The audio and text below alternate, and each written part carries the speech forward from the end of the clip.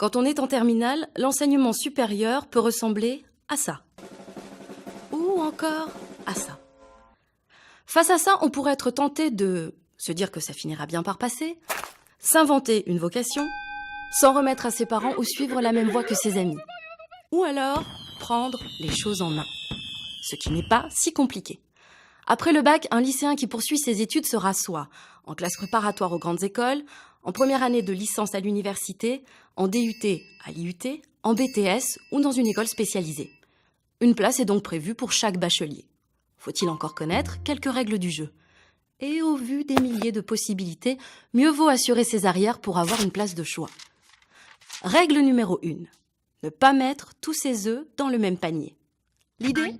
Avoir des plans A, des plans B et des plans C, et faire au moins un choix en phase avec ses envies, celui dont on se dit « si je ne le tente pas, je vais le regretter », un choix en phase avec ses capacités, avec mes résultats, là, ça devrait passer, et un choix qui offre toutes les chances d'avoir une place, là, si je m'inscris correctement, je rentre.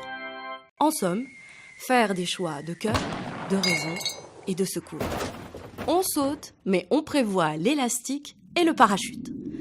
Règle numéro 2. Pas de panique. Tout ne se joue pas à la sortie du bac. Il y a plusieurs moyens d'accéder à un diplôme ou à un métier. Pour illustrer ces passerelles qui existent après le bac, zoomons sur les parcours d'Ali, Baptiste, Christelle et Donia.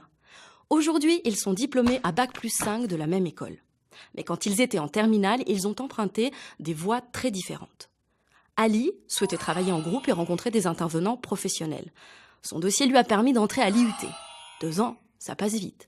Ses stages lui ayant donné envie d'aller plus loin, il a tenté les concours des écoles. Baptiste voulait gérer son emploi du temps et approfondir une matière qu'il aimait au lycée.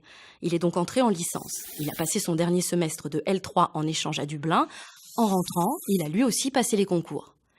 Christelle aimait bien le lycée et avait un bon dossier, en première et en terminale. Du coup, elle a fait une classe préparatoire pour préparer, comme son nom l'indique, les concours des grandes écoles. Elle a été admise dans plusieurs et a choisi celle qui lui convenait le mieux. Donia, elle, a passé le concours pendant son année de terminale.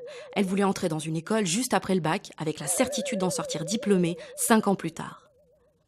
Leurs histoires illustrent différentes portes d'entrée et parcours possibles dans le supérieur. Ils auraient pu faire d'autres choix, mais ils ont tous une chose en commun. Ils n'ont rien lâché. Règle numéro 3. Se donner les moyens. Ali a sacrifié des week-ends pour booster ses résultats. Baptiste est parti en Irlande pour améliorer son anglais. Christelle avait la moyenne dans toutes les matières au lycée et très peu d'absence. Donia a bossé le concours en même temps qu'elle préparait son bac. Quand c'était difficile, ils se sont accrochés. Finalement, l'orientation, ça n'est pas une matière, mais ça se travaille aussi.